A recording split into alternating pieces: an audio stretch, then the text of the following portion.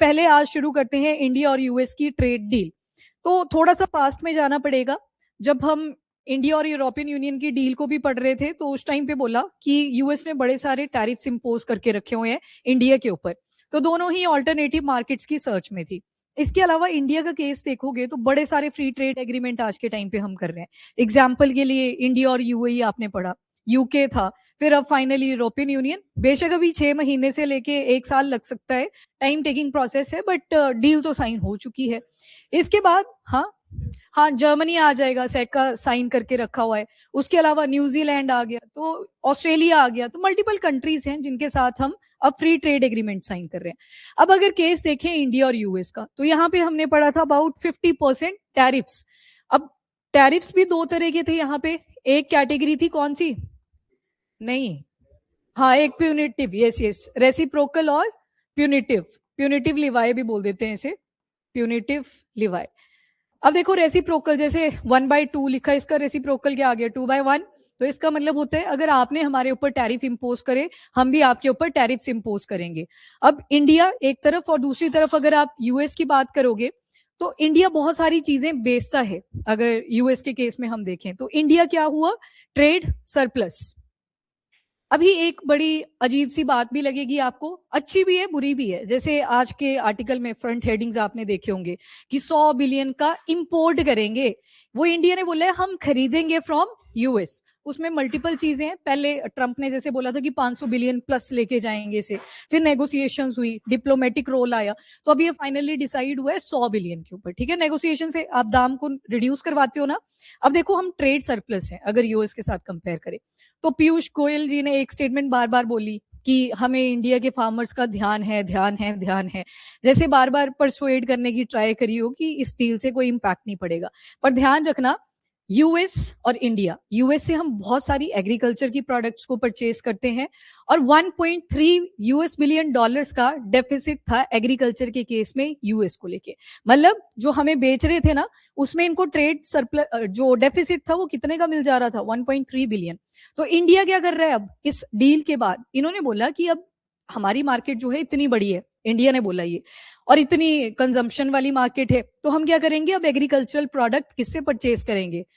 From US. तो मतलब import भी करेंगे। तभी वो बार बार ऐसे एम्फेसाइज करा जा रहा था कि फार्मर्स के ऊपर कोई नेगेटिव इंपैक्ट नहीं आएगा। आने वाले टाइम में शायद इसका इंपैक्ट भी पड़े, क्योंकि हम एग्रीकल्चर इंपोर्ट कर रहे हैं फ्रॉम यूएस। क्यों? क्योंकि ये सफर कर रहे थे 1.3 बिलियन यूएस डॉलर के ट्रेड डेफिसिट से एग्रीकल्चर के ही केस में। तो इंडिया ने बोला वी विल हेल्प आउट। उसके अलावा यहां से फिर क्वेश्चन मार्क उठते हैं। एक आपने जीएसपी टर्म सुनी होगी, इसमें प्रेफरेंस दी जाती है। जी फॉर जनरलाइज है यहाँ पे। सप्लाई के केस में प्रेफरेंस दी जाती है कुछ कंट्रीज को। कौन सी कंट्रीज देती हैं? तो डेवलप कंट्रीज आएंगी ऊपर और इनके अंडर आ जाएंगी डेवलपिंग। पर यहाँ पे सिनारियो कुछ उल्टा सा नहीं लग रहा? ये ट्रेड डेफिसिट में थे तो इंडिया विल हेल्प आउट कि 100 बिलियन का इंपोर्ट हम करेंगे, कहां से? From US. चलो ठीक है, इसको फिर भी अच्छे से रिप्रेजेंट करा गया है तो मैं भी आपको अच्छे से ही पढ़ाऊंगी। बाकी क्रिटिसिज्म इतना से करना था मुझे कि बार बार अश्योरिटी दी गई कि फार्मर्स के ऊपर कोई नेगेटिव इंपैक्ट नहीं आएगा इसका। उसके अलावा अब एक टेबल आएगा यहाँ पे, उस टेबल में से आपने 2-3 प्रोडक्ट्स उठा लेनी है, मतलब अपने मेंस के आंसर में लिखने के लिए कि क्या क्या डिफरेंसेस देखने को मिल रहे हैं, कितनी ग्रोथ है। 1 बाय 1 देखते हैं। अब सबसे पहले तो टैरिफ्स कट करेंगे। अब यहाँ पे लिखा है पहले थे 50%, उसके बाद आगे 18%। तो टैरिफ्स की दो कैटेगरीज आपने देखी, वन इज रेसिप्रोकल टैरिफ और दूसरा प्यूनिटिव लिवाई या प्यूनिटिव टैरिफ भी जिसे बोल देते हैं। अब रेसिप्रोकल का मतलब है कि इंडिया ने जब यूएस से चीजों को परचेज करा तो इंडिया ने इंपोर्ट ड्यूटी लगाई, यूएस के ऊपर टैरिफ लगा दिए। यूएस ने बोला हम भी तो इतना सारा खरीद रहे हैं आपसे, तो हम भी अपने टैरिफ्स को इंक्रीज करेंगे। 2025 में ये टैरिफ्स हो चुके थे 25%। ठीक है, रेसिप्रोकल टैरिफ जो यूएस ने इंपोज करे थे इंडिया के ऊपर। दूसरी तरफ आती है प्यूनिटिव लिवाई। प्यूनिटिव मतलब पनिशमेंट के तौर पे इंडिया बहुत ज्यादा क्रूड ऑयल परचेज कर रहा था फ्रॉम रशिया। तो अभी आपने स्टेटमेंट भी सुनी होगी दोबारा से ट्रंप की ही कि वेनेजुएला से ऑयल की एक्सपोर्ट करेंगे हम टू इंडिया। पर दिक्कतें अगेन वही आएंगी, वेनेजुएला का जो ऑयल रहेगा बहुत ज्यादा इम्प्योरिटीज वाला है, उसमें सल्फर का कंटेंट बहुत ज्यादा होता है, तो उससे उतनी एफिशिएंसी नहीं आती जितनी बाकी की ऑयल प्रोडक्शन के टाइम पे आती है। तो ये जो प्यूनिटिव लिवाई थी ये भी कितनी पहुंच गई थी? 25%। तो 25-25 हो गए यहाँ पे 50%। अभी जो रिडक्शन बार बार लिखी जा रही है वो कितने पे है? 18%। अब ध्यान रखना स्टेटमेंट ध्यान से पढ़नी है। दो तरह के टैरिफ मैंने आपको दिखा दिया, वन इज रेसिप्रोकल, तूने मेरे ऊपर टैरिफ लगाया, मैंने तेरे ऊपर टैरिफ लगा दिया। प्यूनिटिव पनिशमेंट के तौर पे यूएस ने इंडिया के ऊपर ये टैरिफ इंपोज करे थे। अब एक स्टेटमेंट आ सकती है कि यूएस ने जो टैरिफ की रिडक्शन करी थी वो 50% टू 18% करी थी, पर एक जगह पे ये भी लिखा होगा शायद कि 25% टू 18% कर दी है। दोनों चीजें आ सकती हैं। अब ध्यान रखना ये 25% किसकी बात हो रही है? रेसिप्रोकल टैरिफ्स की। मतलब यहाँ पे प्यूनिटिव लिवाई को अब साइड लाइन कर दिया गया है, हटा दिया गया है। तो ये स्टेटमेंट में आपको थोड़ा सा देखने को मिल सकता है, यहाँ पे रेसिप्रोकल टैरिफ आएंगे जब 25% से रिडक्शन 18 की तरफ दिखाई जाएगी। अगर 50 से भी बोल रहे 18, बात तो सेम ही है ना। यहाँ से 25% जो किस पे लगा था, पनिशमेंट के तौर पे हमारे ऊपर टैरिफ लगे थे, उसको साइडलाइन कर दिया, क्योंकि बोला जा रहा है कि शायद इंडिया अब जो क्रूड ऑयल परचेज कर रहा था फ्रॉम रशिया, उसके ऊपर हॉल्ट भी लगाए, पर उसके लिए फिर ऑल्टरनेटिव ढूंढने पड़ेंगे। यूएस की मार्केट फ्लरिश करेगी, अरेबियन कंट्री से हम ज्यादा इंपोर्ट करना शुरू करेंगे। पर सुनो, अभी ऐसा कोई फॉर्मल जो स्टेटमेंट है वो नहीं आया है कि हम वेनेजुएला से ऑयल परचेज करेंगे।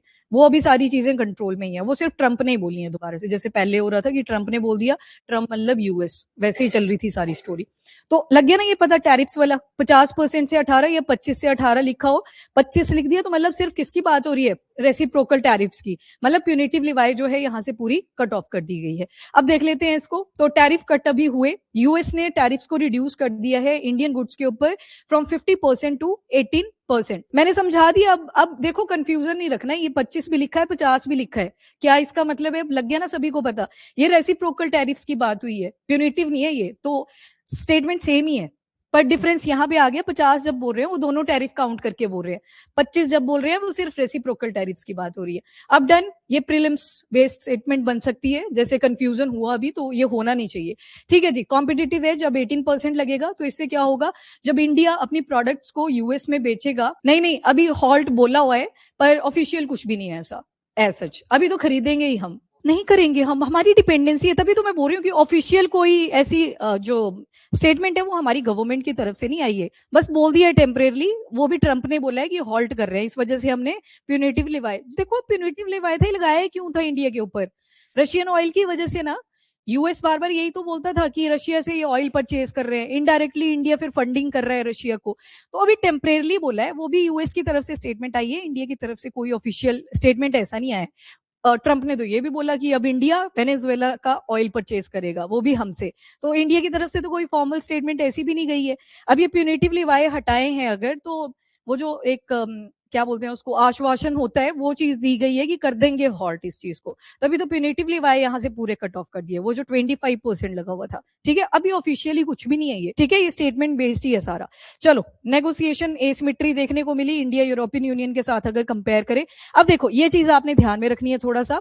अभी मैंने आपको शुरू में बोला कि हम ट्रेड सरप्लस में हैं। ट्रेड सरप्लस अगर पूरा एक्सपोर्ट देखोगे कितना किया है, तो लगभग 86.51 बिलियन यूएस डॉलर ये हमने एक्सपोर्ट किया है टू यूएस। वहीं पे इंपोर्ट कितना करा है इंडिया ने from US? 45.62 billion US dollar. लगभग आपको हाफ का डिफरेंस मिल जाएगा। हम डबल जो है एक्सपोर्ट करते हैं चीजों को रादर देन इंपोर्ट, और इसी इंपोर्ट की वजह से यूएस ने बोला कि हम ट्रेड डेफिसिट में जा चुके हैं इन फील्ड ऑफ एग्रीकल्चर। कितना डिफरेंस आ चुका है? 1.3 यूएस बिलियन डॉलर्स। ठीक है, तो हम ज्यादा बेच रहे हैं उनको, ट्रेड सरप्लस में है। तो जीएसपी वाला कॉन्सेप्ट तो चला ही गया, वो जो जनरलाइज सिस्टम ऑफ प्रेफरेंस होता है कि हम डेवलप कंट्रीज हैं, डेवलपिंग कंट्रीज को हेल्प आउट करेंगे। यहाँ तो उल्टा दिख रहा है कि डेवलपिंग कंट्रीज ने बोला हम भी अपनी मार्केट आपके लिए ओपन करते हैं, एग्रीकल्चर आप हमको बेचो, जो एग्रीकल्चरल प्रोडक्ट्स है। ये देख लो यहाँ पे जनरलाइज्ड सिस्टम ऑफ प्रेफरेंस, यहाँ पे ये 500 प्लस बिलियन यूएस डॉलर, ये यूएस की तरफ से आई थी स्टेटमेंट। जो अभी नेगोशिएशन डील साइन हुई है वो 100 बिलियन पे साइन हो चुकी है, तभी तो फ्रंट पेज पे 100 बिलियन हाईलाइट करा हुआ है। तो ये पहले आई थी स्टेटमेंट, ये वाली। और इसमें क्या क्या चीजें आएंगी? ना सिर्फ एग्रीकल्चर आएगा, इसमें बहुत सारे इक्विपमेंट्स भी आएंगे, वो एयरक्राफ्ट के आगे एनर्जी, टेक्नोलॉजी, न्यूक्लियर, एवरीथिंग इसके अंदर इंक्लूडेड है, जो भी इंडिया परचेज करता है फ्रॉम यूएस। एग्रीकल्चर का स्पेसिफिक एग्जाम्पल इसलिए दिया क्योंकि गवर्नमेंट ने भी उसको ही हाईलाइट करा है। क्यों? क्योंकि प्राइम मिनिस्टर अपने फार्मर्स का ध्यान रखते हैं, इस वजह से ये वाला ट्रेड डेफिसिट बहुत ज्यादा हाईलाइट हुआ है, 1.3 यूएस बिलियन डॉलर। ये एग्रीकल्चर स्पेसिफिक है दिस वन। और बाकी प्रोडक्ट्स क्या क्या आएंगी? तो अभी भी वही सारी जो हम परचेज कर रहे थे वैसे भी ट्रेडिशनली, एयरक्राफ्ट टेक्नोलॉजी आ गई, प्रेशियस मेटल्स, ऑयल्स, एलएनजी, वो सारी चीजें अभी भी आएंगी। Then there is China. India और यूरोपियन यूनियन की डील हुई तो एक आपने पढ़ा था फैक्टर चाइना का इम्पैक्ट, कि चाइना उतना स्टेबल कंट्री नहीं है if compare to India. India काफी ज्यादा स्टेबल रहता है क्योंकि चाइना बार बार सप्लाई के ऊपर कंट्रोल लगा देता है, तो इस वजह से स्टेबल मार्केट भी यहाँ पे दिखेगी। और यूएस भी काउंटर करना चाहता है चाइना को। अब देखो बड़े सारे टैरिफ रिडक्शन करे। जब भी आप एफटीए पढ़ते थे याद करना, यहाँ पे एफटीए नहीं है, ये चीज ध्यान में रखना। रिडक्शन आपको मिल रही है टैरिफ्स में, पर उतनी नहीं मिल रही है कि इक्वल टू जीरो या फिर नेग्लिजिबल हो जाए। उसमें एक टर्म आई थी ट्रेड बैरियर्स, याद है आपको ये? क्या थे ये ट्रेड बैरियर्स? ठीक है, यहाँ पे देखो एग्जाम्पल लिखने हो ना कभी भी ट्रेड बैरियर जब आप मेंशन करें कि एफटीए का सिग्निफिकेंस क्या, यहाँ पे नहीं है एफटीए, मैंने फिर से आपको क्लियर कर दिया। पर ट्रेड बैरियर सेम ही होते हैं। जैसे एक तो आपने पढ़ लिया टैरिफ्स, जिसमें प्यूनिटिव और रेसिप्रोकल दोनों ही आगे। देन टैरिफ्स के बाद एक और कैटेगरी आती है कोटास की। इंडिया और यूरोपियन यूनियन, याद है ना, कोटेशन, गाड़ियों के ऊपर कोटेशन लगा दिया, बस इतनी गाड़ियां आएंगी पर ईयर के हिसाब से। फिर आती है कुछ रेगुलेशन, जैसे मैं बार बार एक टर्म यूज कर रही हूँ जीएसपी, तो कुछ रेगुलेशन होती है जिसकी वजह से ट्रेड को थोड़ा इजी कर दिया जाता है। तो जो बाकी भी ट्रेड की डील्स होती हैं उनमें भी यही ट्रेड बैरियर पे रिडक्शन डाली होती है। जैसे अभी आपने पढ़ा 50 से 18%, 25 से 18% पे रिडक्शन करी हुई है। उतनी ज्यादा नहीं है पर फिर भी रिडक्शन करी गई है। ट्रेड बैरियर सेम ही रहते हैं, वो चाहे आप एफटीए पढ़ते हो या कोई सी भी ट्रेड डील पढ़ते हो। वहां पे टैरिफ्स भी आएंगे, कोटास भी आएंगे। कोटास मतलब कितनी प्रोडक्ट्स आएंगी। जैसे यहाँ पे कोटा की एक्सेस जो दी गई है अभी के लिए, जो इंडिया की तरफ आएंगी, वो कॉटन, पल्सिस दालें, चेस्टनट, अनियंस और भी बहुत सारी आइटम्स हैं। इनके ऊपर कोटाज में ईज करा हुआ है क्योंकि एग्रीकल्चर को बहुत ज्यादा हाईलाइट करा गया। उसके अलावा इंडिया ने अभी भी बोला कि हम जेनेटिकली मॉडिफाइड क्रॉप जो है वो यूएस में बहुत ज्यादा यूज होती हैं, उससे अभी भी प्रोटेक्टेड ही रखेंगे अपनी मार्केट को। जैसे उनकी कॉर्न्स है जीएम यानी कि जेनेटिकली मॉडिफाइड क्रॉप्स हैं, हम नहीं परचेजिंग करते। पहले हम कॉर्न भी बहुत ज्यादा लेके आते थे, पर उनको बोला कि जीएम वाली नहीं हमको चाहिए, जो जेनेटिकली मॉडिफाइड क्रॉप्स होती हैं वो वाली कैटेगरी नहीं चाहिए। वैसे सोया मील है, पोल्ट्री है, मेज, कैरल्स, कॉर्न्स, जितने भी ये कैटेगरीज यहाँ पे लिखे हुए हैं, जितना भी उन्होंने जेनेटिकली मॉडिफाइड प्रोडक्ट बनाया हुआ है वो इंडिया अपनी मार्केट में एक्सेस नहीं देगा। उसके अलावा कोटाज ऐड कर दिए। अगेन कोटा भी क्या होता है, एक ट्रेड बैरियर होता है। कौन कौन सी प्रोडक्ट्स के ऊपर? Cotton, pulses, chestnut, then there is onion. उसके अलावा मार्केट की एक्सेस अगर देखें तो कुछ सेलेक्टेड सी प्रोडक्ट्स हैं जो ना सिर्फ यूएस के साथ इंडिया ने ओपन करके रखी है, न्यूजीलैंड से वो प्रोडक्ट्स आती हैं। जैसे कीवीज, कीवीज एक एग्जांपल आ जाएगा। न्यूजीलैंड आप हमने बोला तो कीवीज आपको पॉपअप करेगा ही करेगा। एप्पल्स आगे, पियर्स आगे, वाइन, स्पिरिट्स, बियर, ये अलाउड है। ऐसी डील हमने न्यूजीलैंड और यूरोपियन यूनियन के साथ भी साइन करी है। यूरोपियन यूनियन के साथ जब आपने फ्री ट्रेड एग्रीमेंट की डील पढ़ी थी तो उसमें भी क्या था, ये बियर, स्पिरिट्स, ये सारी चीजें थी वहां पे भी इंक्लूडेड। ठीक है, तो यहाँ पे जस्ट इंडिया ने बोला कि ऐसा नहीं है सिर्फ यूएस के लिए ये वाली मार्केट हम ओपन कर रहे हैं, बाकियों के साथ भी कर रखा है, जिनके साथ हमने या तो शायद कॉम्प्रिहेंसिव इकोनॉमिक पैक्ट साइन करे हुए हैं या फिर शायद एफटीए साइन करा हुआ है। जैसे न्यूजीलैंड आ गया और दूसरी तरफ यूरोपियन यूनियन आ गया, तो एग्जाम्पल दिए। उसके अलावा ये आ गया कि प्राइम मिनिस्टर ने पूरा ध्यान रखा है कि फार्मर्स के ऊपर कोई इंपैक्ट ना पड़े, एनिमल हस्बेंड्री वाला जो सेक्टर है वो इंपैक्ट ना हो। चलो वो तो आने वाला टाइम बताएगा। इकोनॉमिक इंपैक्ट, ये देख लो, this line is very important. यहाँ पे स्पेशली जो हमारी मिनिस्ट्री ऑफ कॉमर्स है उन्होंने ये स्पेशली हाईलाइट करी है कि यूएस जो है वो ट्रेड डेफिसिट में रहता है, specially in the field of agriculture. 100 billion जो लिखा है ना शुरू में, वो सारी प्रोडक्ट्स को लेके बोला हुआ है, पर ये वाला स्पेशली हाईलाइट कर रहा है एग्रीकल्चर वाले केस में कि इंडिया जो है, इंडिया के केस में अगर देखें, यूएस 1.3 बिलियन यूएस डॉलर का ट्रेड डेफिसिट सफर करता है। ये सिर्फ एग्रीकल्चर को लेके, ठीक है, एग्रीकल्चर को स्पेशल यहाँ पे मेंशन करा हुआ है। तो ये ट्रेड डेफिसिट में, तो यूएस चाहता है कि हम इसको थोड़ा रिड्यूस करें, सरप्लस की तरफ आए। इसी वजह से एग्रीकल्चर को लेके भी मार्केट हम इंडिया के अंदर ओपन कर रहे हैं फॉर यूएस। तो ये ध्यान रखना बहुत ज्यादा इंपॉर्टेंट है। अब यहाँ पे कुछ प्रूफ भी दिए गए कि कैसे कैसे रिडक्शन हुई है जो एग्रीकल्चर वाली प्रोडक्ट है जो यूएस भेजा करता था टू इंडिया। एग्जाम्पल, सोयाबीन्स 2022 में अगर देखेंगे तो 34.4 बिलियन यूएस डॉलर का सोयाबीन एक्सपोर्ट किया करता था यूएस टू इंडिया। ये रिड्यूस हो चुका है और 24.5 बिलियन यूएस डॉलर पे आ गया। ये यूएस भेज रहा है किसको? इंडिया को। ये मिनिस्ट्री ऑफ कॉमर्स बता रही है कि देखो कितने बेचारे ट्रेड डेफिसिट से सफर कर रहे हैं यूएस वाले। उसके बाद दूसरी कैटेगरी आ गई कौन? पहले देखो 2022 में 18.6 बिलियन यूएस डॉलर, उसके बाद 24 में अगर देखोगे तो ये भी रिड्यूस हो चुका है up to 13.9 US billion dollars. ठीक है, तभी शुरू में बोल दिया कि जो जेनेटिकली मॉडिफाइड क्रॉप होगी उससे हम अपनी मार्केट को प्रोटेक्ट करेंगे। लग गया यहां तक पता? नहीं, एक्चुअली हमारी डेमोग्राफी भी बहुत ज्यादा है ना, तो राशन जो चलते हैं उसमें भी तो देनी पड़ती है प्रोडक्ट्स, तो बड़ा ज्यादा यूज हो जाता है। जितनी ज्यादा प्रोडक्शन है उतनी कंजप्शन भी है। ऊपर से वैरायटीज में भी फर्क आता है, जैसे राइस एक ही टाइप की थोड़ी होती है, कितनी टाइप की राइस तो इंडिया में मिलती है, वैसे फॉरेन कंट्रीज में भी डिफरेंट टाइप ऑफ राइस होती है। तो इम्पोर्ट एक्सपोर्ट दोनों ही तरफ चलता रहता है। तो यहाँ भी ये जस्ट प्रूफ बताया हुआ है कि यूएस जो है इसमें थोड़ा सा सरप्लस चाहता है, जो ट्रेड डेफिसिट यूएस सफर कर रहा था। अब कॉन्टेक्स्ट क्लियर है ना सभी को, ये चल क्या रहा है इस डील के अंदर। एग्रीकल्चर के ऊपर ज्यादा हाईलाइट्स दिए गए हैं। वैसे हमारी फाइनेंस मिनिस्टर, आज उनका इंटरव्यू भी है शायद बजट को लेके, एक मीम बना था कि मान लो चुपचाप कि बजट बहुत अच्छा आया है, नहीं तो ये कैंपेन्स में और पैसा लगा देंगे कि बजट बहुत अच्छा बना है। तो उनसे पूछा गया कि मिडिल क्लास के लिए क्या स्टेप्स लिए, ले भाई मीम बहुत स्पीड से बने और वो एजुकेशन पे आ गए। वो मतलब ये कुछ लॉजिक नहीं बैठा। मिडिल मिडिल की जब बात कर रहे थे कौन सा फैक्टर आना था? यस, यस, यहाँ पे मेन फोकस करना था। वो बोल रहे हैं एजुकेशन वी वांट कि सबको एक्सेसिबल हो। सबकी तो बात ही नहीं करी ना, मिडिल क्लास को पूछ रहे हैं। सबको तो हम लेके चल ही नहीं सकते। यहाँ पे एक सेक्शन पुअर बन जाता है, एक मिडिल क्लास में आता है, एक रिच क्लास में चला जाता है, तो सबकी बात तो हो ही नहीं सकती इकट्ठी। तो वो तो बोला ही नहीं ना, वो तो बोला ही नहीं। वही तो पूछ रहे थे। देखो बजट का पर्पस क्या होता है, आने वाले साल में, एक साल में हम क्या चीजें करने वाले हैं, वहां पे वो विजन आगे का लेके चले हुए हैं। 2047 तक हमें क्या क्या चीजें इंप्रूव करनी है। तो वो क्वेश्चन मार्क उठा हुआ था। वैसे क्वेश्चन अच्छा पूछा था पर आंसर गलत आया है उसमें। हाँ हाँ सारी चीजें मैंने बोल दिया ना ये पहले ही, कोई कंफ्यूज तो नहीं है इस पॉइंट पे। 100 बिलियन में सारी प्रोडक्ट्स हैं। 1.3 बिलियन यूएस डॉलर जो है ये ट्रेड डेफिसिट दिखाया हुआ है यूएस का, जो एग्रीकल्चर को लेके है टुवर्ड इंडिया। हाँ सारी चीजें, एनर्जी बोल दिया ना, लिखा था ना एनर्जी सेक्टर भी, एनर्जी भी आ गया, इलेक्ट्रॉनिक्स के, न्यूक्लियर के, एयरक्राफ्ट्स के, जो भी इक्विपमेंट्स इंडिया परचेज करते हैं वो सारी चीजें इसके अंदर इंक्लूडेड है। एग्रीकल्चर भी इसमें इंक्लूडेड है। बस वो ट्रेड डेफिसिट वाला हाईलाइट करा क्योंकि इंडिया भी कैसी मार्केट है एग्रीकल्चर से फुलफिल, तो इसी वजह से एग्रीकल्चर को ज्यादा हाईलाइट करा हुआ है कि इंपैक्ट्स नहीं आएंगे।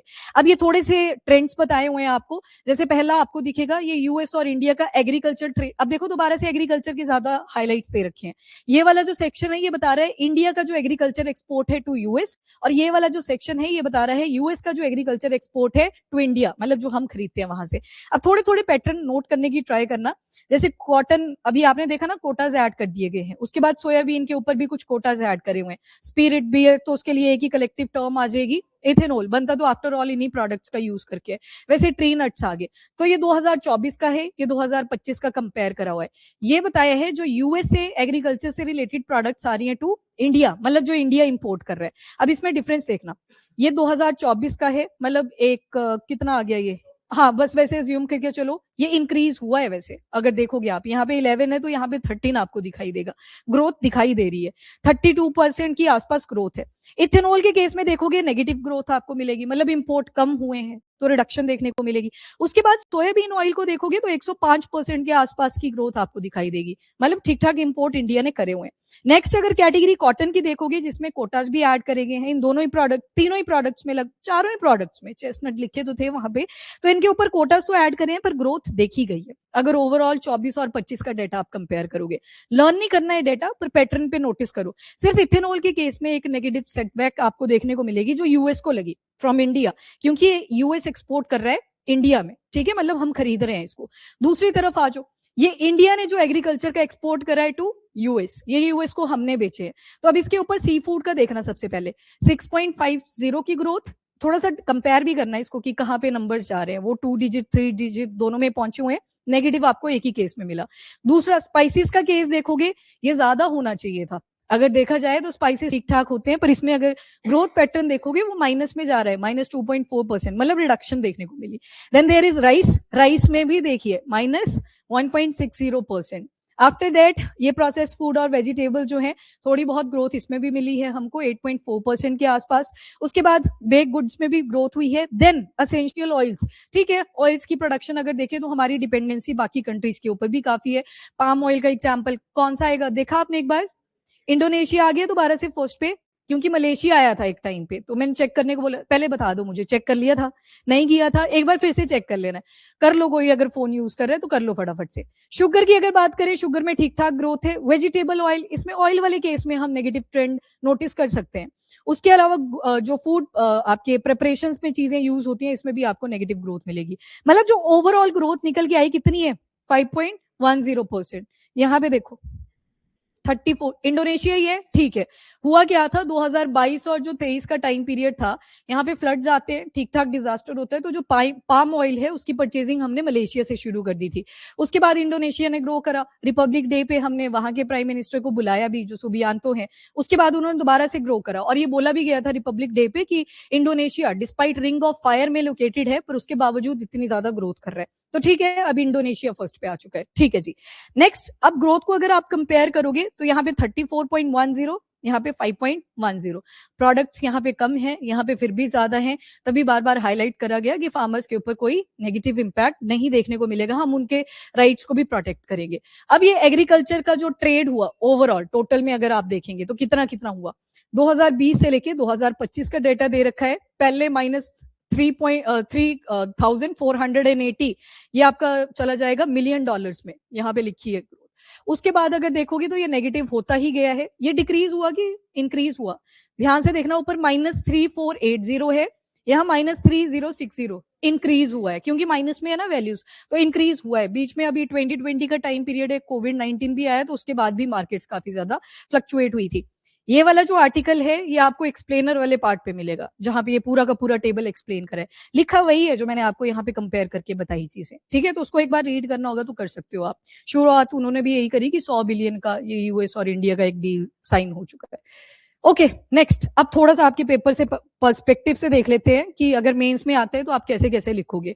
तो सबसे पहले तो की हाईलाइट्स देख लेते हैं इंडिया और यूएस के ट्रेड डील की। क्वेश्चन का पैटर्न सेम ही रहता है लगभग, जो ट्रेड डील्स आती हैं। अपॉर्चुनिटीज पूछ लेता है, नंबर 2 चैलेंजेस पूछ लेता है। ज्यादा ही हो गया तो आपसे अपना ओपिनियन भी पूछ लेगा कि क्या और बेटर स्टेप्स लिए जा सकते हैं। तो पहले हम देख लेते हैं टैरिफ की रिडक्शन, वो हो चुकी है 25 से 18%। कौन से वाले टैरिफ की बात हुई, सिर्फ रेसिप्रोकल, ठीक है। यहाँ पे प्यूनिटिव तो गया, वो तो साइड ही हो गया, फिर से कंफ्यूजन। ये रेसिप्रोकल की बात हो रही है, वो जो 2 बताए शुरू में।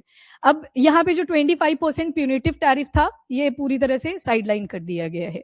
नेक्स्ट इज इंडिया की क्या कमिटमेंट है, एनर्जी शिफ्ट। बोला ना हमने कि एनर्जी भी ठीक ठाक परचेज करेंगे आपसे। इससे पहले एलपीजी की भी बात हुई थी कि 10 बिलियन तक का तो वही प्रोडक्ट रहेगा हमारा जो एलपीजी का आता है।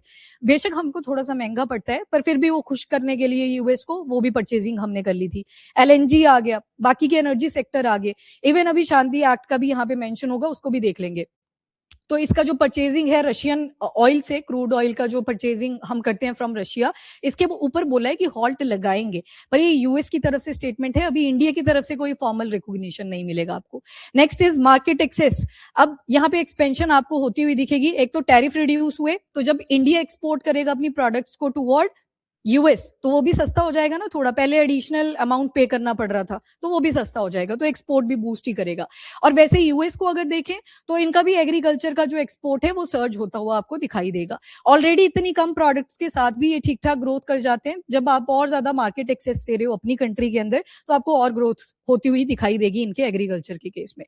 तो market access. Next is by American policy. बार बार यूएस में ट्रम्प की स्टेटमेंट आती थी ना कि एक तो मागा, मेक अमेरिका ग्रेट अगेन, बाद में ये कि इंडिया को भी बोला जाता था कि इंडिया हमसे इतना इतना कुछ हमको बेच जाता है पर हमसे ज्यादा खरीदता नहीं है। तभी तो एयरक्राफ्ट का स्पेशल मेंशन करना पड़ा कि इक्विपमेंट्स तो ले ही लेंगे, इलेक्ट्रॉनिक्स का मेंशन करना पड़ा इसी रीजन की वजह से। आफ्टर अब देखो इंडिया की भी यहाँ पे ये नहीं बोल सकते कि बहुत ही ऐतिहासिक डील है। इंडिया ट्रेड सरप्लस में रहता है, तो इंडिया को अपना फायदा भी देखना था, तो कुछ कुछ कॉम्प्रोमाइजेस करने ही पड़े। आफ्टर दैट, हाँ अच्छा, ये मतलब 50% टैरिफ दे रहे थे, अब 18। एग्रीकल्चर के केस, हाँ हमारी ग्रोथ तो कम हुई है, पर हमने बहुत ज्यादा एक्सेसिबिलिटी भी दे दी है इनको, जो कोटाज ऐड करें कॉटन चेस्टनट वगैरह के ऊपर। अभी आएंगे फार्मर्स की तरफ से एजिटेशन, थोड़े दिनों में आप सुनेंगे, क्योंकि यहाँ पे भी कॉटन प्रोडक्शन होती है, नहीं देगी। तभी तो मैंने शुरू में बोल दिया कि क्या हाईलाइट करा गया कि फार्मर्स के ऊपर कोई नेगेटिव इंपैक्ट नहीं आएगा।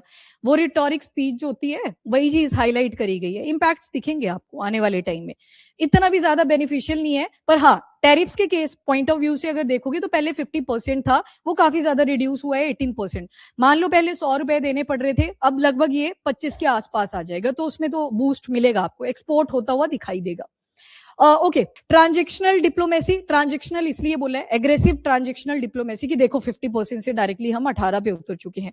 टैरिफ किंग नैरेटिव, ये मैंने आपको बताई थी स्टोरी।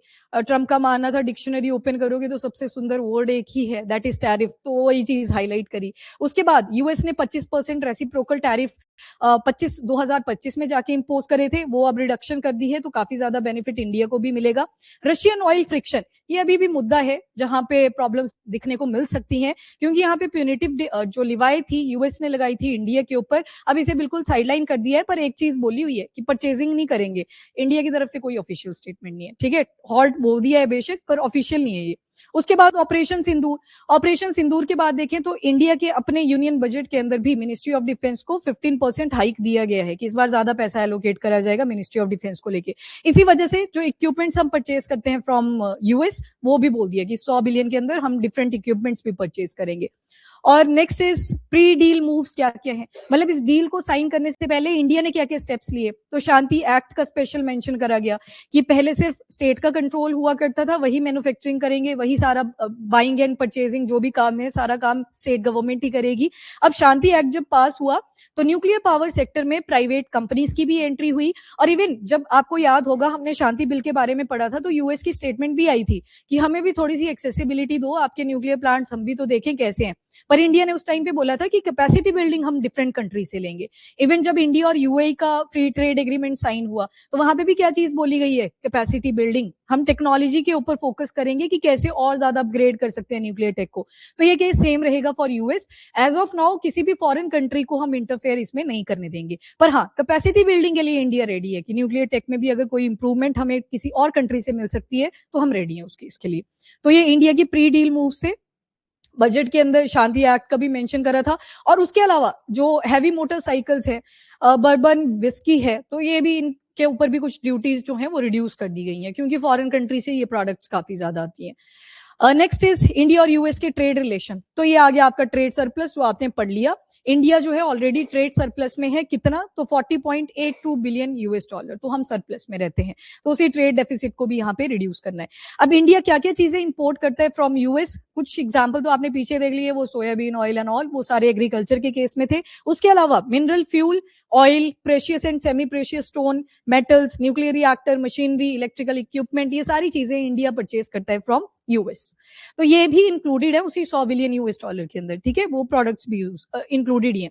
बाकी इंडिया एक्सपोर्ट क्या करता है यूएस को, तो इलेक्ट्रिकल मशीनरी आ गई, प्रेशियस और सेमी प्रेशियस स्टोन्स आ गए, मेटल्स आ गए, फार्मास्यूटिकल प्रोडक्ट्स आ गए, machinery, mechanical appliances, mineral fuel, iron and steel articles, ये सारी चीजें इंडिया एक्सपोर्ट करता है टू यूएस। अब कई चीजें जो होती हैं जब भी आप इस ट्रेड के बारे में पढ़ते हो कि इंपोर्ट क्या किया, एक्सपोर्ट क्या किया, कुछ चीजें कॉमन आती हैं, वहां पे वैरायटी का फर्क पड़ जाता है। हमें शायद कोई और क्वालिटी का चाहिए, हम फोकस करते हैं थोड़ा चीप मिल जाए पर टिकाऊ मिल जाए, चल जाए काम, वहां पे थोड़ा हाई क्वालिटी का डिमांड होता है, तो वो शायद यहाँ पे प्रोड्यूस हो जाता है पर बिकता उतना नहीं है, तो वो फर्क पड़ जाता है। कॉमन चीजें भी आपको ट्रेड के अंदर मिल सकती हैं। देन उसके बाद एफटीआईज की अगर बात करें तो 2000 से लेके 2025 यूएस से अगर फॉरेन डायरेक्ट इन्वेस्टमेंट का इनफ्लो देखोगे, मतलब जो यूएस ने इन्वेस्टमेंट्स करी इंडिया के अंदर, एफडीआई की बात हुई है, कितना परसेंट आ जाएगा, 10% से कम या ज्यादा, ज्यादा की बात हुई है, क्योंकि आईटी सेक्टर है इंडिया का, एक मतलब प्रॉपर सेक्टर बना हुआ है और इंडिया में रेडी है कि हम रात को भी जॉब कर लेंगे यूएस के क्लाइंट को फेस करने के लिए। तो इनफ्लो ठीक ठाक देखोगे 70.65 बिलियन यूएस डॉलर का इतना इनफ्लो हुआ है इंडिया के अंदर फॉरेन डायरेक्ट इन्वेस्टमेंट्स में। उसके अलावा compact, US India compact, compact यहाँ पे catalysing opportunity for military partnership, accelerated commerce and technology, मतलब यहाँ पे डिफेंस भी आ जाएगा, देन कॉमर्स एंड टेक्नोलॉजी भी आ जाएगी, कैपेसिटी बिल्डिंग भी आएगी, इक्विपमेंट्स भी आएगी, परचेजिंग सेलिंग दोनों ही चीजें इसमें इंक्लूड करी गई है। ये 2025 में हुआ था साइन। इसके अलावा मिशन 500, इसका मिशन 500 ये बोला था कि यूएस डॉलर 500 बिलियन तक की बायलेटरल ट्रेड जाएगा बाय 2030, वो जो टारगेट लिए हुए हैं फ्यूचर के, हर कंट्री के साथ बोलते हैं ना, जैसे इंडिया और यूरोपियन का 2032 का टारगेट रखा है, यूएई के साथ 30 का भी रखा है, 47 का भी रखा हुआ है, तो वैसे ये बायलेटरल ट्रेड लेके जाना है up to US dollar 500 billion. ये इंडिया और यूएस की बात हुई है, तो मिशन 500। देन सिग्निफिकेंस क्या है इंडिया के लिए, सबसे पहले तो एक्सपोर्ट तो बूस्ट करेगा इंडीड, पहले 50% टैरिफ थे, तो हमने दूसरी मार्केट को एक्सप्लोर करना शुरू कर दिया था कि जो चीजें हम यूएस में बेच रहे थे किसी और जगह पे बेच लेते हैं। इवन इंडिया और यूरोपियन का जब एफटीए डील साइन हुआ तो वहां पे भी क्या बोला था कि एक ऑल्टरनेटिव मार्केट चाहिए थी इंडिया को तो अपनी चीजों को बेचने के लिए, तो यूरोपियन यूनियन वहां पे एक बढ़िया ऑप्शन बन गया है। तो अभी यहाँ पे यूएस के साथ डील हुई है, तो 18% टैरिफ की वजह से ठीक ठाक प्रोडक्ट्स हम बेच भी सकते हैं यूएस को।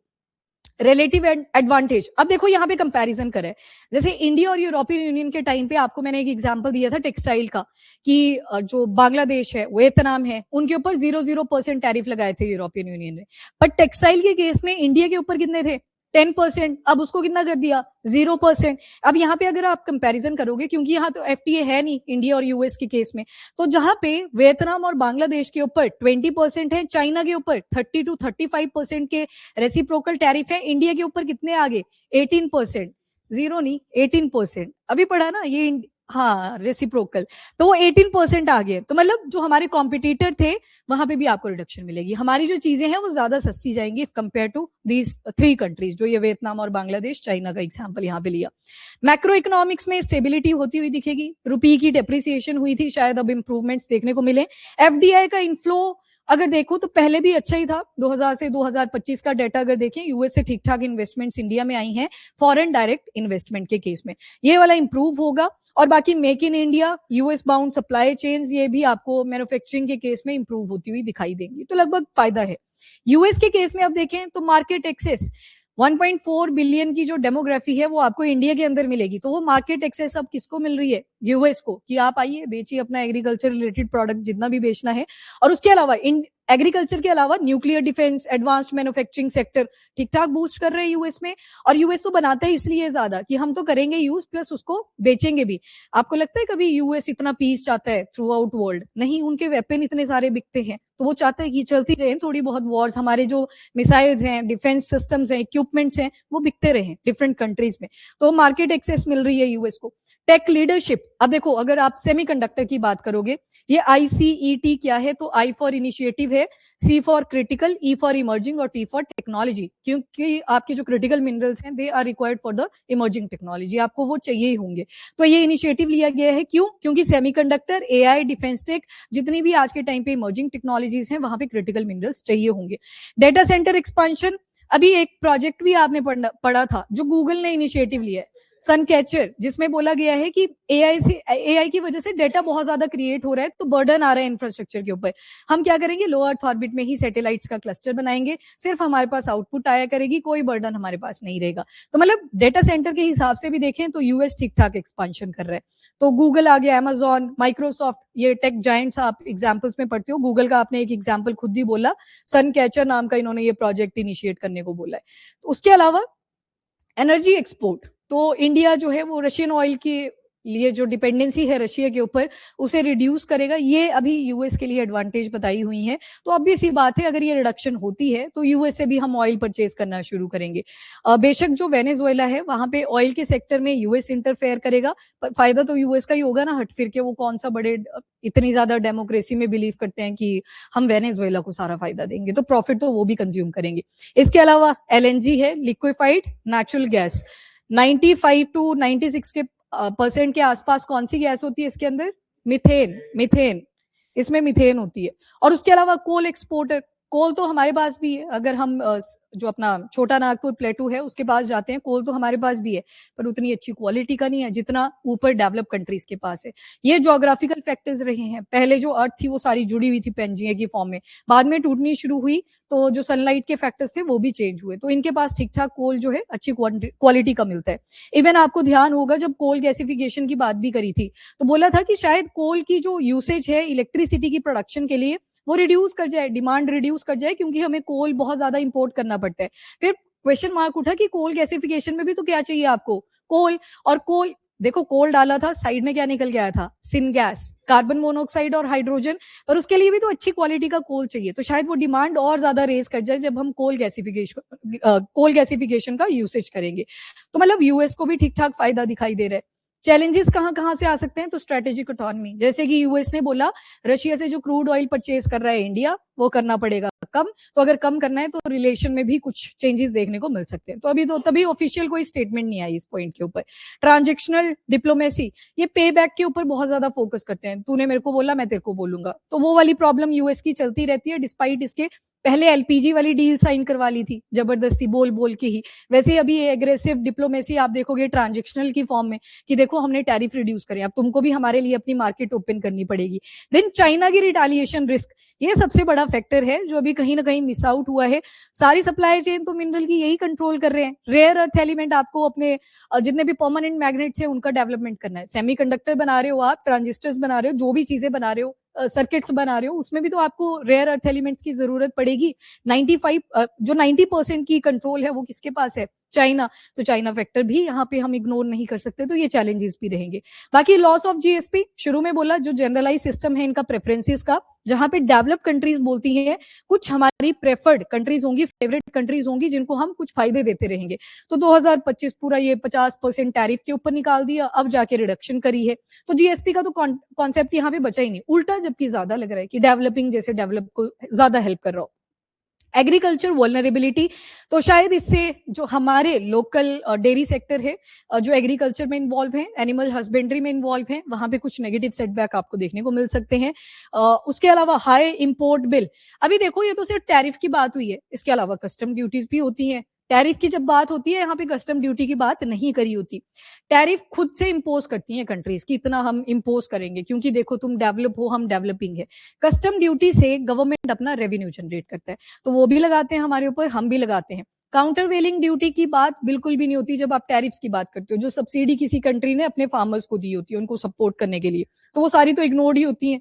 इसके अलावा सीएडी, करंट अकाउंट डेफिसिट, जहां पे जब हम रशियन ऑयल परचेज कर रहे थे वो हमें डिस्काउंटेड रेट पे मिल रहा था, ये थोड़ी हमको ऑयल के अंदर डिस्काउंटेड रेट देंगे। बेशक जब रशिया का ऑयल हमको सस्ता मिला एज अ कंट्री, पॉपुलेशन के लिए शायद वो उतना सस्ता नहीं हुआ, पर हाँ अगर यूएस से सारा परचेजिंग करना शुरू करेंगे, सारा नहीं मतलब जितना भी परचेजिंग की डील साइन होगी, तो वो थोड़ी आपको डिस्काउंटेड मिलेगा। तो ऑब्वियस ही बात है उस टाइम पे फ्यूल के प्राइसेस भी रेज करते हुए आपको दिखाई देंगे, वो सस्ता नहीं मिलेगा। ठीक है, तो ये भी आ गया।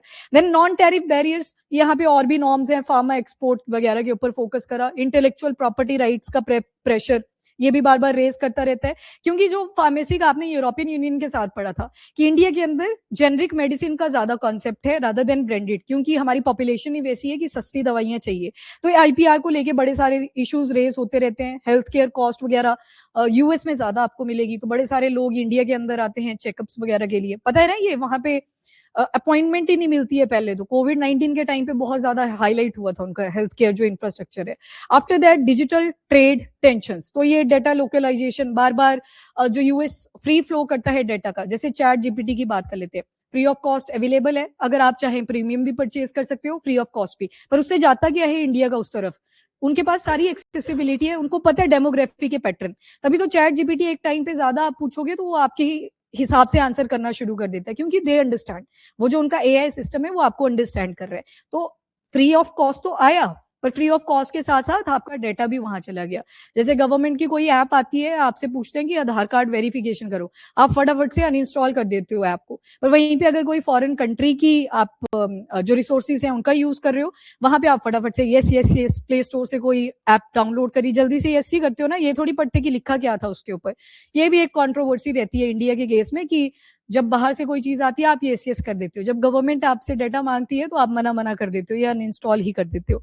ठीक है, leveraging Indo US trade pivot for विकसित भारत, बैलेंस ऑटोनॉमी, मतलब थोड़ी सी सुपरफिशियल बातें हैं। एक्सपोर्ट डाइवर्सिफिकेशन, बहुत सारे एफटीए हम गल्फ नेशंस और जो आपकी ईस्ट एशिया के अंदर कंट्रीज हैं उनके साथ साइन कर रहे हैं, ये वाला एफटीए नहीं था, ये आपने अब ध्यान रखना है। Next is safeguard domestic sector, domestic sector में भी स्पेशली जो माइक्रो स्मॉल मीडियम एंटरप्राइजेस हैं, जो बोला ना जो इक्विपमेंट्स है आपके उनको हम एक्सपोर्ट करते हैं, ये सेक्टर भी तो मैन्युफैक्चरिंग में इन्वॉल्व रहता है, तो इनके जो इंटरेस्ट है उनको भी कमिटमेंट दी है अपनी कंट्री ने। इसके अलावा ये बीटीए क्या था, बायलेटरल ट्रेड एग्रीमेंट जो अभी साइन हुआ है, ठीक है, तो इसको भी इंप्रूव करना है। मिशन 500 सेट करा है फॉर 2030 कि इसको बूस्ट करना है। बाकी फ्रेंड शोरिंग स्ट्रेटेजी, चाइना +1, कि चाइना के ऊपर आजकल सभी की डिपेंडेंसी है, तो +1 कंट्री हमको चाहिए। सेम यूरोपियन यूनियन बोलता था कि चाइना के ऊपर बहुत ज्यादा डिपेंडेंसी है, +1 कंट्री हमें चाहिए, तो यहाँ पे इंडिया एक बेटर ऑप्शन निकल के आया।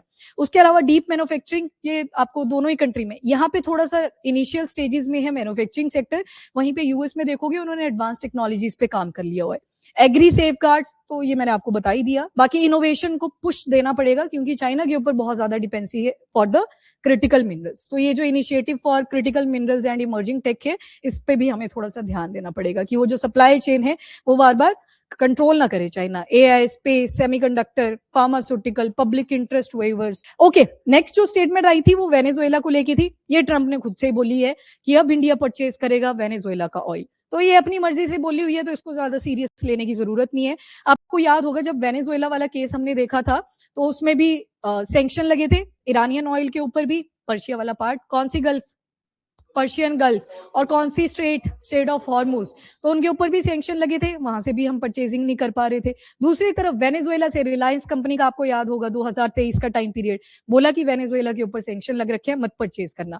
तो यहाँ पे बोला कि अभी ऑफिशियल इंडिया की पोजीशन तो यहाँ पे भी सेम ही है, कोई फॉर्मल इंडियन गवर्नमेंट की तरफ से स्टेटमेंट नहीं गया, ये ट्रंप ने बोला था, तो इसको आप पूरी तरह से इग्नोर कर सकते हो।